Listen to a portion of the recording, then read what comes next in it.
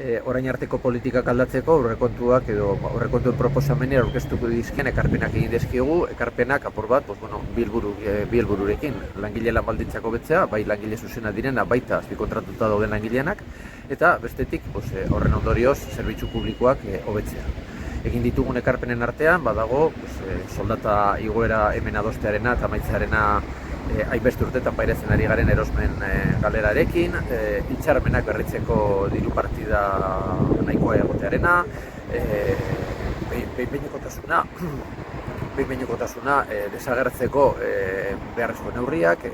administrazio euskalduntzeko beharrezko neurriak, beharrezko neurria aurre egiteko partida, horrekin batera gazte berritze planak aurrera eramateko behar besteko partida, eta arlo azpikontratuako edo externalizatuko eremuarentzat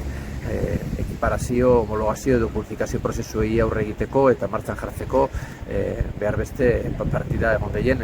beraien egoera amaitzeko eta behingoz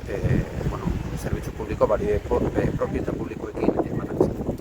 2026 garren urteko soldata igoeraren gaia ere ekarri dute eta aipatu dutena da soldata igoerarik ez dela egongo 2025ean moduan, Madrilek ez duelako esarri zenelako soldata igoera egin behar dan. Berriz ere Jaurlaritza autogobernuari muzin eginez eta berriz ere Jaurlaritza Madrileko